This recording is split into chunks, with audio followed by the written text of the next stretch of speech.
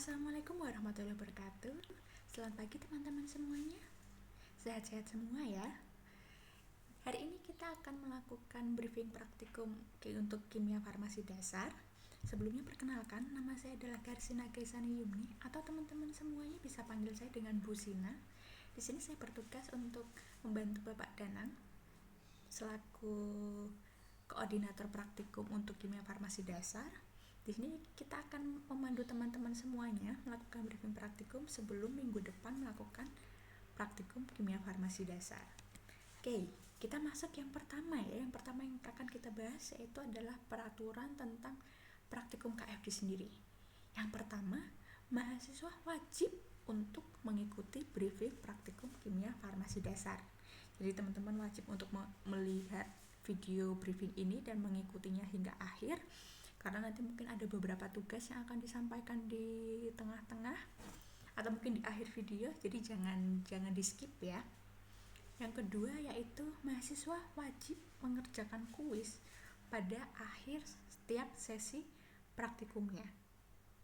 Di sini untuk praktikum kimia farmasi dasar kami memiliki 7 percobaan yang akan dilaksanakan setiap minggunya sesuai jadwal masing-masing ya. Jadi setiap selesai praktikum selalu pasti akan nanti ada kuisnya. Oke, yang peraturan ketiga yaitu mahasiswa wajib memakai pakaian rapi, sopan, dan menggunakan jas praktikum apabila ada praktikum secara offline atau secara tatap muka ya. Jadi kalau teman-teman nanti mungkin memang ada praktikum secara offline, diharapkan ketika teman-teman datang ke laboratorium, teman-teman menggunakan pakaian yang rapi, sopan, menggunakan sepatu yang tertutup, dan yang pastinya menggunakan jas praktikum. Peraturan yang keempat yaitu mahasiswa wajib untuk mengumpulkan laporan resmi di media online yang nanti sudah disepakati ya. Jadi nanti akan ada beberapa media online yang kita sediakan, dan teman-teman wajib untuk mengumpulkan laporan resmi maupun tugas maupun kuis di media online yang sudah kita sepakati bersama, oke? Selanjutnya untuk komposisi penilaian, di sini untuk penilaian praktikum sendiri ada 70%, terdiri dari keaktifan 30%, laporan resmi 40%, dan kuisnya 30%.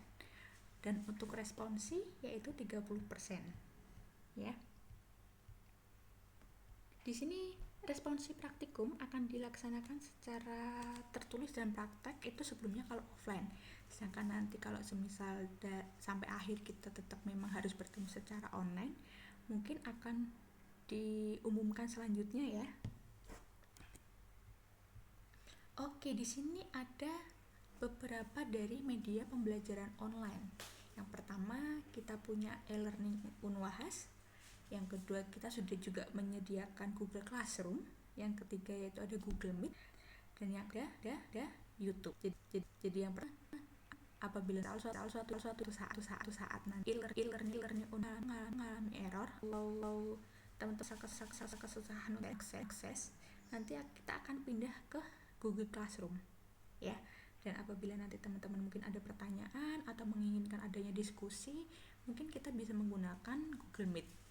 Tapi tenang aja, seluruh video-video nanti yang akan kita upload di e-learning juga akan kami upload di YouTube. Jadi sewaktu-waktu kalian teman-teman ingin belajar lagi, bisa kalian akses di YouTube-nya ya. Bisa kalian search untuk channelnya Kimia Farmasi Unwahas ya. Jangan lupa untuk di-subscribe, dilihat semua video-videonya, siapa tahu nanti bermanfaat untuk kalian ya. Oke, selanjutnya kita akan masuk untuk pembahasan laporan resmi. Di sini untuk format laporannya sudah disediakan juga di buku praktikum ya, tapi di sini kita akan bahas lagi. Yang pertama pasti selalu wajib ya ada covernya. Covernya nanti berisi judul praktikumnya apa, ada logo dari Unwahas, nama mahasiswa, NIM, beserta nanti tempat dan tanggal praktikumnya. Biasanya di bawahnya itu kan praktikum kimia farmasi Fakultas Farmasi Universitas Farid Hasim tahun 2020. Ya, di situ juga ada judul praktikum. Jangan lupa nanti pertama itu harus kalian cantumkan tujuan praktikum. Setelah tujuan praktikum kalian tulis dasar teorinya. Nah, di sini dasar teori kalian bisa melihat dari buku praktikum buku petunjuk praktikum di situ sudah ada sedikit dasar teori, atau kalian bisa tambahkan dari referensi lain apabila kalian punya, silahkan. Jadi minimal 2 referensi kalau ingin menambahkan, mungkin misal dari praktikum saya cukup nggak apa-apa ya. Kemudian untuk bahan dan alat bisa kalian lihat di buku petunjuk praktikum. Cara kerja juga kalian bisa lihat di buku petunjuk praktikum. Cuma untuk cara kerja silahkan kalian ubah lebih skematis itu nanti yang ada tanda panah-panahnya ya. Cuma untuk pembuatannya tidak hanya sekedar menulis ulang cara kerja yang ada di buku petunjuk praktikum ke laporan resmi dengan menambahi tanda panah ya. Jadi untuk cara kerja kalian ubah dulu kalimat yang ada di buku petunjuk, biasanya akan berupa kalimat aktif, kalian ubah menjadi kalimat pasif di laporan resmi. Setelah kalian ubah menjadi kalimat pasif, silahkan kalian buat secara skematis. Setelah cara kerja, kita masuk ke dalam hasil pengamatan.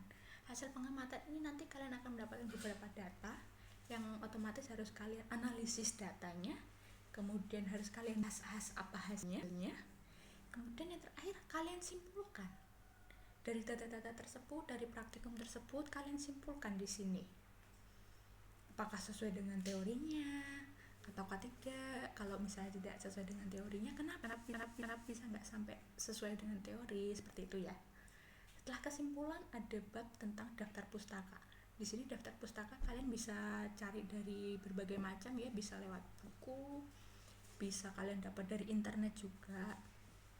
Cuma untuk daftar pustaka, kami sangat mengharapkan teman-teman untuk tidak menggunakan daftar pustaka yang berasal dari blog internet ya, yang biasanya kalau di internet itu namanya xxx.blogspot. Nah, kita tidak mengharapkan teman-teman untuk menggunakan literatur semacam itu. Jadi silahkan menggunakan literatur yang bisa dipercaya, bisa seperti buku atau jurnal, itu kalian bisa menggunakannya kalau sudah kalian cantumkan di daftar pustaka ya.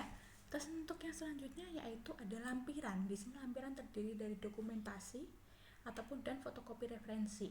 Misalnya kalian menggunakan referensi dari jurnal, silahkan kalian lampirkan ini ya, halaman depan jurnalnya. Biasanya halaman depan jurnal itu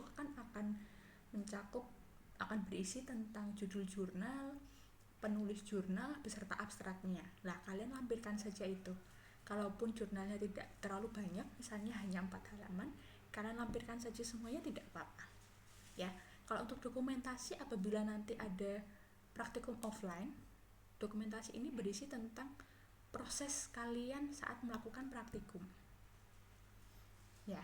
Dan untuk yang terakhir, tanda tangan mahasiswa, karena di sini kami ingin memverifikasi apakah benar yang bersangkutan sudah membuat laporan resmi dan apakah benar yang bersangkutan sendiri yang membuat laporan resmi, tidak dibikinkan orang lain. Seperti itu ya teman-teman ya. Oke, kalau tadi peraturan dan teknik umumnya sudah kami jelaskan di depan, kemudian di sini kita akan masuk ke percobaan ya. Percobaan yang pertama yaitu pengenalan dari alat laboratorium. Tujuan dari percobaan ini yaitu nanti diharapkan mahasiswa mampu mengenal beberapa alat laboratorium dan mampu menggunakannya secara baik dan benar. Kalau sudah mengetahui tujuannya nih, kita akan masuk. Apa sih sebenarnya laboratorium? Laboratorium itu merupakan tempat kegiatan riset ilmiah, eksperimen, pengukuran, ataupun pelatihan ilmiah yang dibuat kegiatannya itu secara terkendali ya. Otomatis riset-riset ini juga, kegiatan-kegiatan ini adalah berhubungan dengan ilmu-ilmu sains. Bisa bidang kimia, bisa bidang fisika, bisa bidang biologi, ataupun bisa bidang teknologi ya. Jadi semua bidang dalam ilmu sains mungkin bisa melakukan di laboratorium. Tapi laboratorium itu tidak melulu berupa tentang ruangan aja. Jadi laboratorium itu bisa berupa ruangan tertutup seperti laboratorium yang ada di kampus, ataupun laboratorium dengan ruangan terbuka seperti contohnya kebun ya, rumah kaca, itu juga bisa kita sebut dengan laboratorium. Oke, kalau sudah mengetahui tentang laboratorium, terus apa sih Bu alat-alat laboratorium itu? Ya, di sini sudah dijelaskan juga, alat-alat laboratorium itu merupakan prasarana pendukung dalam kegiatan ilmiah, yaitu alat-alat yang nantinya kalian gunakan untuk melakukan riset, eksperimen, pengukuran ataupun yang lain-lain. Jadi di sini mahasiswa perlu untuk mengetahui penggunaan masing-masing dari alat-alat laboratorium. Di buku petunjuk sudah dijelaskan ya beberapa contoh alat-alat itu sudah cukup lengkap. Untuk briefing kali ini kita akan membahasnya mungkin sedikit saja kita akan bahas. Jadi untuk yang lain-lain silakan nanti teman-teman cari literatur lain. Apabila misalnya Bu saya menemukan nih alat-alat laboratorium yang tidak ada di buku petunjuk, silakan nanti teman-teman tambahkan di laporan resmi. Tapi jangan lupa untuk dicantumkan sumber dari literaturnya. Oke, kita masuk ke contoh-contoh alat laboratorium. Yang pertama di sini kita punya tabung reaksi. Tabung reaksi itu bisa dilihat ya teman-teman, terdiri dari berbagai macam ukuran. Di sini dia akan biasanya terbuat dari gelas, bisa digunakan untuk kegiatan yang menggunakan panas. Di sini tabung reaksi ini dipakai untuk pertama bisa untuk mereaksikan zat-zat kimia, tapi dalam jumlah yang sedikit, tidak dalam jumlah besar ya, karena bentuknya pun kecil-kecil, dia kayak silinder kecil gitu aja. Terus dia juga bisa untuk wadah perkembangbiakan mikroorganisme dalam media cair. Itu teman-teman akan di praktik ya. Serta dia juga bisa untuk proses mencampur. Jadi mencampur antara bahan satu dengan bahan dua, tentunya dalam jumlah yang sedikit, bisa kalian lakukan di tabung reaksi. Selain mencampur, kita juga bisa untuk menampung atau memanaskan bahan-bahan kimia dalam jumlah yang kecil. Biasanya dilakukan untuk pengujian-pengujian kualitatif. Jadi kalau kalian menggunakannya dalam jumlah yang besar, kalian tidak bisa menggunakan tabung reaksi. Kalian bisa menggunakan alat-alat lainnya. Jadi diingat, tabung reaksi itu hanya digunakan untuk dalam skala volume yang kecil. Oke, kita masuk ke contoh yang kedua. Di situ ada gambar kayak baskom ya. Di situ kita bisa sebut itu adalah gelas piala atau beker glass. Di sini sama, bahannya masih sama seperti tabung reaksi, jadi terbuat dari gelas, terus bisa digunakan untuk tempat larutan, untuk menampung itu juga bisa, dan dapat juga untuk memanaskan larutan-larutan di zat kimia. Kemudian di gelas beker ini memang terdiri dari ada skala-skala pengukurnya ya, tapi di sini itu beker glass tidak untuk alat pengukur. Bisa teman-teman ingat sekali lagi, di sini beker glass itu bukan untuk alat pengukur, walaupun ada skala ukurannya. Jadi dia cuma sebatas untuk mengetahui aja, oh berapa larutan yang kita punya, oh berapa larutan yang akan kita larutkan gitu, atau berapa campuran gitu. Oke, yang selanjutnya kita punya tentang Erlenmeyer.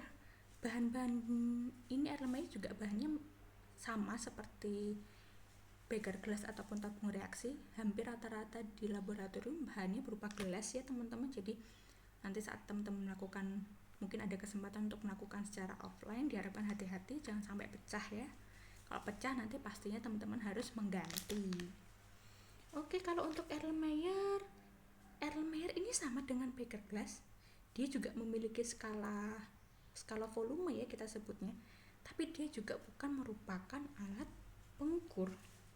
Di sini Erlenmeyer ini bisa untuk tempat zat yang akan dititrasi bisa digunakan, atau mungkin tempat untuk menampung suatu larutan tertentu itu juga bisa digunakan. Oke lah, dari tadi kan kalau beker glass sama Erlenmeyer bukan alat pengukur. Terus apa sih alat pengukur? Nah, ini contohnya selanjutnya ini merupakan beberapa contoh untuk alat pengukur. Yang pertama ada yang kita sebut dengan mikropipet. Mikropipet ini biasa kita gunakan untuk menghitung dalam jumlah yang sangat kecil. Jadi di sini mikropipet itu fungsinya sama dengan pipet ukur. pipet ukur biasanya, tetapi digunakan untuk mengambil larutan atau zat cair dalam jumlah kecil atau dalam ukuran mikroliter, sangat kecil sekali ya. Di itu penggunaan mikropipet ini juga memiliki ketelitian yang tinggi. Jadi sebelum teman-teman gunakan, ini mikropipet itu harus diatur berapa volumenya. Jadi mikropipet sendiri itu memiliki beberapa volume berbeda ya. Masing-masing alat ada yang dari 1 sampai 100 mikroliter, ada yang dari 20 sampai 200 mikroliter, ada yang dari 10 sampai 20 mikroliter. Jadi itu macam-macam. Jadi sebelum kalian menggunakannya, kalian ukur dulu berapa volume yang akan kalian ambil. Kalau sudah kalian pasang ke white tip atau blue tip ataupun yellow tip, baru kalian ambil larutannya. Terus yang selanjutnya kita punya pipet tetes. Pipet tetes ini bisa kita sebut juga dengan drop pipet. Di sini berfungsi untuk membantu memindahkan cairan dari wadah satu ke wadah yang lainnya dalam jumlah sangat kecil. Jadi ini kalau untuk pipet tetes dalam ukuran tetes ya. Jadi kita tidak bisa mengukur berapa milinya dari larutan kalau kita menggunakan pipet tetes. Kita cuma bisa mengukur 1-2 tetes. Jadi kita tidak bisa menggunakan kalau kalian misal mau, Bu saya mau ambil 1 mili nih, tapi kalian pakainya pipet tetes. Nah itu nggak bisa. Nanti ada alat-alat yang lain yang kalian bisa gunakan, tapi bukan dengan pipet tetes. Jadi perlu diingat lagi, pipet tetes itu hanya berfungsi untuk memindahkan suatu larutan dari tempat satu ke tempat selanjutnya atau ke tempat lainnya. Oke, ternyata percobaan satu sudah ini berjudul teknik laboratorium. Kita akan dari percobaannya, yaitu yang pertama. Diharapkan mahasiswa mampu mengenal dan memahami bahan-bahan kimia dalam laboratorium dan cara penanganannya. Kemudian mahasiswa mampu melakukan teknik percobaan di dalam laboratorium dengan benar dan aman pastinya. Karena kita tahu beberapa bahan kimia dalam laboratorium itu sangat berbahaya dan beracun.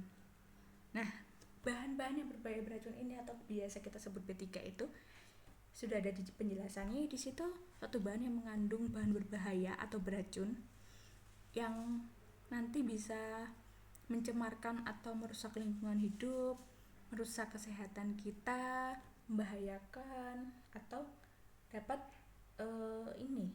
membahayakan kelangsungan hidup manusia serta makhluk hidup lainnya ya, kalau mungkin terkena di lingkungan atau semisal terkena apa gitu. Jadi nanti di dalam laboratorium itu bahan-bahan kimia itu akan ada beberapa logo, di mana bahan-bahan kimia itu termasuk dalam kategori B3. Kita akan tunjukkan ya beberapa contohnya. Untuk yang lengkapnya kembali lagi bisa teman-teman lihat semua di buku petunjuk praktikum dari KFD. Di sini kita akan mencoba menjelaskan beberapa saja yang biasanya ada di praktikum. Jadi yang pertama, yang tandanya seperti ada kembang apinya itu. Bu, itu kembang api ya? Bu, ya mungkin mirip kali ya kayak kembang api. Itu biasa kita sebut dengan eksplosif, yaitu mudah meledak nih artinya. Biasanya simbol-simbol ini akan menunjukkan bahan-bahan yang pada suhu dan tekanannya standar, biasanya 25 derajat Celcius, dapat meledak dan menimbulkan kebakaran, atau melalui reaksi kimia atau fisika juga dapat menghasilkan gas dengan suhu dan tekanan tinggi yang dapat merusak lingkungan di sekitarnya. Nah, terus gimana nih kalau kalian mendapati bahan-bahan seperti ini? Yang harus kalian lakukan adalah untuk menghindari pukulan atau benturan yang secara keras. Kalian dilarang menjatuhkan botol-botol dengan tanda seperti ini, atau pemanasan api dan sumber nyala lain bahkan tanpa oksigen atmosferik. Jadi hati-hati untuk dekat dengan sumber air, dekat dengan sumber api, karena itu juga mudah meledak ya. Jadi teman-teman kalau udah tahu ada botol ini jangan didekatin sama api ya. Kita di sini akan melakukan praktikum, bukan untuk membakar laboratorium. Oke, kita masuk yang contoh logo B3 selanjutnya, yaitu yang ada gambar apinya. Kayak api unggun ya ini. Jadi logo-logo ini akan dinamakan flammable atau mudah terbakar. Ya pastinya kalau mudah terbakar ini akan menunjukkan bahan-bahan kimia yang mempunyai titik nyalanya itu rendah, mudah terbakar dengan dia akan mudah terbakar walaupun dengan api bunsen ya, atau mungkin hanya sekecil loncatan bunga api, percikan api itu jadi akan mudah terbakar. Jadi teman-teman nanti hindari, jauhkan bahan-bahan seperti ini, jauhkan benda-benda yang mungkin berpotensi mengeluarkan api, korek, lampu spiritus, lampu bunsen, dan apapun itu yang kira-kira akan menimbulkan api, hindarkan, jauhkan dengan bahan-bahan dengan logo seperti ini. Oke, kita masuk ke logo selanjutnya. Tuh yang paling serem ini ya, yang ada gambar tengkoraknya. Yang ada gambar tengkoraknya ini merupakan tanda yang bernama toksik atau beracun. Jadi simbol-simbol ini menunjukkan suatu bahan yang memiliki karakteristik yang pertama pasti bersifat racun ya, bisa bersifat racun bagi manusia. Kalau manusia berarti menyebabkan keracunan atau sakit yang cukup serius apabila masuk ke dalam tubuh melalui pernapasan, kulit ataupun mulut. Jadi semisal teman-teman tidak sengaja menghirup ataupun menelan, itu nanti akan menyebabkan sakit yang cukup serius. Kemudian sifat-sifat ini juga bahaya terhadap toksisitas akut ya. Jadi tindakannya kalau teman-teman menggunakan alat-alat seperti ini yaitu jangan sampai ditelan ataupun dihirup ya, dan hindari kontak langsung dengan kulit. Makanya itu perlu kita waspadai sebelum melakukan praktikum di laboratorium. Sehendaknya kita menggunakan APD, yaitu alat pelindung diri. Dimulai dari jas praktikum, diusahakan untuk berlengan panjang untuk jas praktikumnya. Kemudian teman-teman juga harus menggunakan masker, jadi tidak akan menghirup ataupun dengan sengaja ataupun tidak sengaja menghirup gitu ya bahan-bahan toksik seperti ini. Kemudian teman-teman juga disarankan untuk menggunakan hand glove atau sarung tangan. Jadi kalaupun nanti misalnya tertumpah atau tidak sengaja terciprat oleh bahan-bahan ini, tidak akan melukai tangan-tangan teman semuanya. Diharapkan juga teman-teman kalau ke praktikum, ke dalam laboratorium, menggunakan sepatu yang tertutup rapat ya. Jadi jangan menggunakan sandal jepit, karena kita juga nggak tahu. Jadi kalau semisal teman-teman menggunakan sandal jepit, apabila tidak sengaja terciprat oleh larutan-larutan ini, pasti akan luka kulitnya. Kalau teman-teman menggunakan sepatu tertutup kan pasti akan terselamatkan oleh sepatunya dahulu. Ya di sini nanti ada beberapanya, nanti kita lihat waktu praktikum aja. Kemudian yang tanda selanjutnya itu yang ada tanda, ada gambar tangannya, ada gambar tabung reaksinya. Itu artinya adalah bahan-bahan yang korosif, yaitu memiliki karakteristik berupa padatan maupun cairan yang kalau terjadi kontak secara langsung dan terus-menerus dengan kulit atau selaput lendir dapat menyebabkan iritasi atau peradangan. Jadi kalau kena tangan itu nanti akan menyebabkan iritasi. Kemudian kalau terpapar dapat menyebabkan toksisitas sistemik ya, jadi merusak kesehatan kita. Kemudian akan terjadi iritasi atau kerusakan parah pada mata yang dapat menyebabkan iritasi. Jadi kalau semisal itu terciprat kena mata mungkin bisa menyebabkan ini ya, menyebabkan iritasi pada mata. Kemudian apabila misalnya tertumpah di meja ataupun di apa, mungkin bisa menyebabkan kerusakan pada meja ataupun alat-alat yang terkena. Jadi tindakannya nanti teman-teman harus menghindari kontak langsung dengan kulit dan hindari dari benda-benda yang bersifat logam supaya nggak rusak ya kalau kena senyawa-senyawa dengan logo korosif ini. Kemudian yang terakhir ini ada senyawa dengan tanda seru. Tanda seru ini bernama iritan atau bahan-bahan yang dapat menimbulkan iritasi. Ya, sama seperti bahan-bahan lainnya, sama seperti yang korosif, apabila kena tangan pasti akan menyebabkan iritasi atau mungkin terjadi peradangan. Kemudian kalau kena mata mungkin akan menyebabkan iritasi juga gitu ya. Jadi sama seperti, hampir mirip dengan yang korosif. Oke, kalau teman-teman sudah mengetahui tentang logo-logo B3 dan penanganannya di dalam laboratorium, kemudian kita akan masuk ke dalam teknik laboratorium. Dimana teknik-teknik ini ada beberapa ya, nanti di praktikum ada sekitar 6 kegiatan yang akan teman-teman lakukan. Di sini kita akan mengambil contohnya 2 aja supaya tidak terlalu lama. Yang pertama yaitu pengenceran dengan labu ukur. Di sini biasanya kalau kita akan membuat suatu larutan dengan konsentrasi sekian, biasanya dilakukan dengan cara mengencerkan dengan larutan yang sudah tersedia. Oke. Jadi misalnya seperti ini teman-teman. Nanti tolong ini dihitung ya. Dijadikan tugas untuk briefing praktikum kimia farmasi dasar. Jadi semisal saya punya soal nih, kalian akan membuat larutan standar HCl 0,1N dari larutan HCl standar 0,2N yang tersedia di laboratorium. Nah, di sini kalian bisa menggunakan rumus V1C1 sama dengan V2C2. Di sini V1 itu merupakan volume larutan asli yang dipakai atau yang diperlukan. Sedangkan N1 itu normalitas aslinya dari larutan yang sudah tersedia. Sama kalau V2-nya itu volume larutan standar yang akan dibuat. Misal kalian akan membuat HCl 0,1N sebanyak 500 ml. Jadi berapa volume dari larutan HCl 0,2N yang harus kalian ambil? Nah, itu nanti kalian jawab ya. Kalian jawab, kalian tulis di kertas, jangan lupa nama sama NIM, nanti di akhir kalian kumpulkan sebagai nilai kuis, oke? Kalau sudah kita ketahui berapa volume dari larutan yang tersedia yang akan kita ambil, kemudian kalian masukkan ke dalam labu takar, kalian add dengan pelarutnya hingga tanda batas ya. Jadi itu nanti di labu takar itu ada tanda batasnya. Gimana sih cara tahu itu sudah pas dengan tanda batas? Lah, di sini kita punya 2 cara. Yang pertama kita lihat dulu dari larutan yang kita buat. Apabila larutan yang kita buat itu berwarna atau memiliki warna, yang kita lihat di tanda batas itu adalah meniskus bawahnya. Oke, jadi kalau untuk yang berwarna yang kita lihat itu meniskus bawahnya.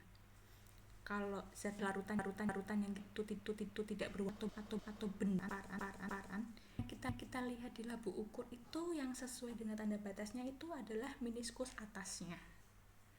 Gitu ya. Jadi kalau yang berwarna kita lihat meniskus bawah, sedangkan untuk zat-zat yang transparan kita pakai untuk meniskus atasnya. Oke, yang ke teknik laboratorium yang kedua adalah menimbang. Menimbang di sini tujuannya ya untuk menentukan berat massa suatu senyawa dengan menggunakan alat neraca atau timbangan. Itu ya, jadi menimbang ini otomatis untuk mengetahui berat massanya. Di sini kita lihat ada berat kertas kosong dan lain-lain. Untuk menimbang sendiri kalau teman-teman juga harus dilihat bahan apa yang akan kita timbang. Apabila teman-teman menimbang untuk bahan-bahan serbuk biasa, serbuk atau kristal biasa dan tidak bersifat higroskopis atau menyerap air, silahkan teman-teman bisa menggunakan kertas timbang. Tapi apabila teman-teman akan menimbang bahan-bahan serbuk yang bersifat higroskopis, silahkan menggunakan kaca arloji, karena kalau teman-teman menimbang dengan kertas timbang pastinya nanti akan basah dan rusak, jadi nggak bisa ditimbang gitu kan. Untuk mengetahui berat massanya, di sini pertama-tama kita harus menimbang kertas kosong terlebih dahulu. Jadi kertas kosong terlebih dahulu kita timbang, jadi kita tahu berapa berat kertas kosongnya ataupun kaca arlojinya. Kemudian kita tambahkan atau kita masukkan bahan yang akan kita timbang sesuai dengan yang kita harapkan atau sesuai berat yang kita mau. Kemudian kalau sudah sesuai beratnya, teman-teman bisa masukkan bahan yang telah ditimbang ini ke wadah yang lain, bisa beker gelas ataupun Erlenmeyer. Nah, sisa kertas plus sisanya ini kita timbang lagi. Di situ kan kita tahu. Jadi ada kertas plus sisa bahan yang tadi kita sudah tuang di wadah lain. Nah, di situ kan kita bisa tahu berapa berat bahan yang kita ambil, dilihat dari berat kertas plus bahan di awal tadi dikurangi berat kertas plus sisanya, gitu ya teman-teman. Kalau nanti kurang jelas mungkin nanti bisa dilihat di video praktikum di P2 ya. Oke, kalau sudah, kita akan masuk ke percobaan ketiga, yaitu reaksi kimia. Di sini percobaan 3 ini memiliki tujuan, diharapkan nanti mahasiswa mampu untuk mengenali jenis dan tanda-tanda reaksi kimia Dan siswa juga menerapkan reaksi kimia dalam analisis kualitatif.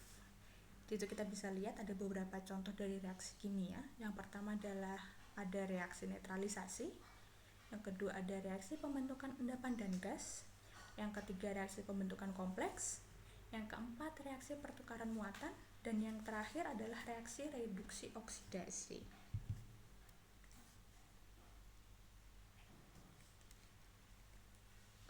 Untuk beberapa contoh reaksi-reaksi di atas nanti teman-teman saya kasih tugas lagi ya. Jadi masing-masing reaksi ini kalian sebutkan contohnya. Jadi misalnya reaksi netralisasi, kalian sebutkan contohnya satu. Kemudian reaksi-reaksi lainnya juga kalian sebutkan contohnya satu-satu. Jadi nanti kalian tulis di kertas kosong bersama dengan tugas yang sebelumnya sudah saya kasih. Nanti kalian kumpulkan untuk menjadi tugas briefing ya di akhir video, di akhir waktu briefing kalian kumpulkan. Oke, di sini kita akan melihat salah satu contoh reaksi kimia yang terjadi. Di sini kita punya asam salisilat dengan FeCl3, apabila dicampurkan itu akan membuat terjadinya warna ungu. Jadi terjadinya perubahan warna dari yang awalnya transparan menjadi berwarna ungu. Dan yang reaksi kedua ini yang tentang AgNO3 ditambahkan NaCl. Oke, kita masuk ke percobaan Pak dengan judul laju reaksi dan order reaksi. Di sini tujuan dari praktikum ini yaitu diharapkan mahasiswa mampu menilai laju reaksi dan menentukan ordernya. Laju reaksi sendiri merupakan kecepatan proses terjadinya suatu reaksi sehingga reaktan akan habis dan berubah menjadi produk reaksi. Di sini ada beberapa faktor yang akan mempengaruhi laju reaksinya sendiri. Yang pertama ada konsentrasi, di mana nanti semakin besar konsentrasi zat-zat yang bereaksi, maka semakin cepat pula reaksi yang akan berlangsung. Yang kedua faktornya yang akan mempengaruhi yaitu adalah suhu. Di sini reaksi akan berlangsung lebih cepat apabila suhu kita naikkan. Dengan kata lain, semakin besar suhu, akan semakin cepat pula reaksinya akan terjadi. Oke, yang ketiga yaitu luas permukaan. Di sini luas permukaan akan mempercepat laju reaksi karena semakin luas permukaan suatu zat, maka akan semakin banyak bagian zat yang akan bertumbukan dan semakin besar pula peluang terjadinya perubahan. Selain itu juga semakin luas permukaan zat, maka semakin kecil ukuran partikel zat. Jadi akan semakin kecil ukuran partikel zat, maka reaksi pun akan terjadi semakin cepat. Dan yang terakhir adalah katalisator. Katalisator sendiri merupakan suatu zat atau senyawa yang dapat mempercepat reaksi tetapi tidak ikut bereaksi. Jadi katalisator itu sebatas seperti kayak pihak ketiga mungkin ya yang membantu mempercepat untuk dilakukannya reaksi kimia gitu. Oke, di sini kita akan membahas sedikit tentang macam-macam order reaksi. Di sini kita memiliki 3 order reaksi. Pertama-tama kita harus tahu dulu order reaksi adalah pangkat konsentrasi yang akan menunjukkan tingkat reaksi suatu zat.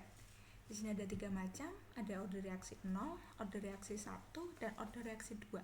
Di sini order reaksi 0 apabila kita buat grafik dia akan konstan atau tetap seperti itu karena reaksi order 0 itu terjadi di mana terjadi perubahan laju reaksi tapi tidak dipengaruhi oleh konsentrasi pereaksinya sendiri. Jadi konstan aja gitu, tetap aja, makanya grafiknya digambarkan dengan garis lurus. Sedangkan untuk order reaksi 1 bisa kita lihat garisnya akan naik ke arah kanan ya. Di situ dimana nanti perubahan konsentrasi pereaksi 2 kali akan menyebabkan laju reaksi lebih cepatnya juga 2 kali. Jadi di sini konsentrasi reaktan reaksi order 1 dikali faktor N, maka nilai laju reaksinya adalah N pangkat 1 lebih besar. Nah, di sini bedanya dengan yang order reaksi 2. Kalau order reaksi 2 itu di mana laju perubahan konsentrasi pereaksi 2 kali lebih cepat akan menyebabkan laju reaksi lebih cepat sebanyak 4 kali. Jadi kalau yang order reaksi 1 N pangkat 1, sedangkan kalau yang order reaksi 2 itu sebesar N pangkat 2. Oke, kalau percobaan 4 sudah, dijelaskan sedikit gambarannya, kita masuk ke percobaan 5. Di sini percobaan 5 judulnya kolorimetri. Tujuannya diharapkan nanti mahasiswa mampu mengenal metode kolorimetri untuk menetapkan konsentrasi dari larutan uji. Ya, di sini kolorimetri sendiri merupakan metode analisa kimia yang didasarkan pada perbandingan intensitas warna suatu larutan dengan warna larutan standar. Di sini pengukuran jumlah zat dari warnanya dengan cara melewatkan sinar melalui larutannya. Di sini pengamatan dapat dilakukan dengan mata atau dengan menggunakan alat bantu yang disebut dengan fotosel. Di sini bisa kita lihat ya, cahaya masuk menembus larutan cahaya C, kemudian akan ada beberapa cahaya yang diteruskan menuju sensor. Cahaya yang diteruskan oleh sensor ini akan ditangkap oleh sensor mata kita sendiri. Gitu.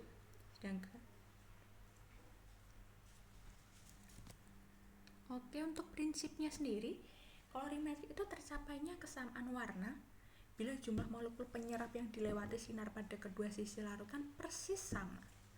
Nah, biasanya zat-zat yang bisa menimbulkan warna ini merupakan ion-ion kompleks, di mana warna tersebut timbul karena adanya elektron-elektron yang tidak berpasangan. Gitu. Oke, kita masuk ke percobaan selanjutnya, yaitu percobaan 6 dengan judul pengenalan analisis kuantitatif menggunakan metode volumemetri. Di sini ada 3 tujuan ya yang diharapkan nanti untuk praktikum ini. Yang pertama, mahasiswa nanti mampu untuk mengenal metode volumemetri untuk analisis kualitatif. Yang kedua, diharapkan mahasiswa akan mampu membuat larutan standar dan melakukan pembakuan larutan standar. Dan yang ketiga, diharapkan mahasiswa mampu menetapkan kadar asam cuka dengan menggunakan metode volumemetri. Oke. Di sini analisis volumemetri itu dengan cara mengukur volume larutan standar untuk mendapatkan kadar sampel yang akan diuji. Di sini untuk volumemetri kita akan menggunakan metode titrasi. Di sini dalam metode titrasi itu nanti akan ada larutan standar dan larutan sampel. Kemudian larutan standar sendiri atau bakunya ini juga ada yang disebut dengan baku primer ataupun baku sekunder. Nah, untuk standarisasinya dengan tujuan untuk menentukan konsentrasi atau kadar dari baku sekunder sehingga dapat digunakan sebagai penetrasi atau titran. Nah, jadi nanti saat terjadi reaksi yang sempurna itu sudah tercapai disebut titik ekivalen. Ya. Jadi nanti pada titrasinya itu akan ada disebut dengan saat akhir titrasi atau TAT, di mana nanti larutannya akan berwarna merah jambu pucat atau pink pucat. Nah, ketika larutan teman-teman semua sudah terbentuk dengan warna pink pucat, maka disitulah akhir dari titrasi. Jadi kita hentikan untuk proses titrasinya. Untuk prosesnya gambaran singkatnya seperti ini teman-teman semua. Jadi nanti kita menggunakan buret, ada Erlenmeyer, kemudian nanti sedikit-sedikit dalam Erlenmeyer yang berisi larutan ujinya kita taruhkan dulu indikator warnanya, kemudian kita titrasi dengan pelarut yang sudah kita pakai, kita goyang-goyang sambil kita teteskan perlahan-lahan sampai nanti terbentuk warna merah jambu yang pucat. Jadi enggak yang seperti sirup gitu ya, jadi warnanya semu-semu merah jambu aja. Itu sudah menunjukkan TAT-nya atau titik akhir dari titrasinya. Oke, kita masuk ke percobaan yang terakhir, yaitu percobaan 7 dengan judulnya ekstraksi pelarut. Di sini memiliki 2 tujuan. Jadi yaitu yang pertama, diharapkan nanti mahasiswa mampu mengenal salah satu metode dari pemisahan kimia. Dan yang kedua, mahasiswa diharapkan nantinya mampu untuk memisahkan asam lemak dari sabun dan menentukan kadar asam lemak dengan ekstraksi pelarut sendiri. Nah, ekstraksi pelarut ini dengan cara pemisahan satu atau beberapa bahan dari suatu padatan atau cairan dengan bantuan suatu pelarut. Prinsipnya, distribusi zat pelarut dengan perbandingan tertentu antara dua pelarut yang tidak saling bercampur, atau bisa kita sebut dengan like dissolve like. Jadi seperti ini, semisal teman-teman memiliki senyawa yang bersifat polar, pasti senyawa ini akan larut dalam pelarut-pelarut yang bersifat polar juga. Begitu juga dengan sebaliknya, apabila teman-teman memiliki senyawa-senyawa yang bersifat non-polar, maka akan larut ke dalam pelarut-pelarut yang bersifat non-polar juga. Nah, apa sih yang perlu kita perhatikan dalam pemilihan pelarut? Bagaimana cara kita memilih pelarut yang baik? Ini ada beberapa hal yang harus teman-teman perhatikan sebelum memilih pelarut yang akan teman-teman gunakan. Yang pertama yaitu konstanta distribusinya harus rendah untuk gugus-gugus pengotor lainnya. Di sini nilai konstantanya itu harus 0 sampai 100. Yang kedua adalah kelarutan pelarut organik harus rendah di dalam air. Ya, jadi istilahnya harus mudah larut dalam air gitu. Dan yang ketiga, viskositasnya kecil dan tidak membentuk emulsi dengan air. Jangan sampai nanti teman-teman memilih pelarut yang apabila kalau dicampurkan dengan air malah akan membentuk emulsi, di mana emulsi ini akan mempersulit kita untuk melakukan pemisahan senyawa gitu ya. Dan yang keempat, otomatis pelarut-pelarut yang akan kita pilih ini tidak boleh yang mudah terbakar dan tidak boleh yang bersifat racun. Jadi teman-teman hindari untuk pelarut-pelarut yang mudah terbakar maupun yang bersifat racun. Dan yang terakhir yaitu mudah melepas kembali gugus-gugus yang terlarut di dalamnya untuk dilakukan keperluan analisa yang lebih lanjut. Jadi jangan sampai nanti setelah teman-teman berhasil melakukan pemisahan, senyawa yang sudah teman-teman ambil ini tidak bisa lepas lagi dari pelarutnya. Ya kan? Jadi teman-teman harus memilih secara selektif mana-mana pelarut yang nanti bisa melepas kembali gugus-gugus senyawa yang kita inginkan, sehingga nanti kita bisa melakukan analisa lebih lanjut terhadap senyawa-senyawa yang sudah kita tarik sebelumnya. Oke, kita sudah sampai di akhir briefing praktikum kimia farmasi dasar. Apabila nanti teman-teman memiliki pertanyaan atau masih ada yang tidak mengerti, silahkan nanti bisa tanyakan di kolom komentar atau di bagian Q&A. Tapi apabila ada teman-teman yang masih belum paham juga atau mungkin masih menginginkan diskusi lebih lanjut, bisa menghubungi Bapak Danang di email yang sudah tercantum atau mungkin bisa melalui via WhatsApp di nomor yang sudah tercantum pula di situ, sudah tercantum semua. Jadi silahkan nanti teman-teman bisa berdiskusi langsung dengan Bapak Danang ya, ataupun nanti mungkin dengan asisten-asisten lain atau mungkin dengan saya. Sekian untuk briefing praktikum KFD kali ini. Semoga praktikum kita ke depan semakin lancar, memberikan hasil yang baik. Teman-teman bisa mengikuti praktikum dengan lancar sehingga akan memberikan hasil yang baik pula nanti setelah responsi. Jadi nanti nilai teman-teman juga bagus-bagus semua ya nilainya. Jangan lupa untuk mengerjakan semua tugas-tugas atau kuis-kuis yang sudah diberikan, karena dari situ juga akan teman-teman memperoleh nilai yang nantinya akan membantu nilai akhirnya. Sebelumnya apabila ada kata-kata yang salah atau perkataan saya yang kurang berkenan, saya mohon maaf. Sekian briefing praktikum kimia farmasi dasar hari ini. Wassalamualaikum warahmatullahi wabarakatuh.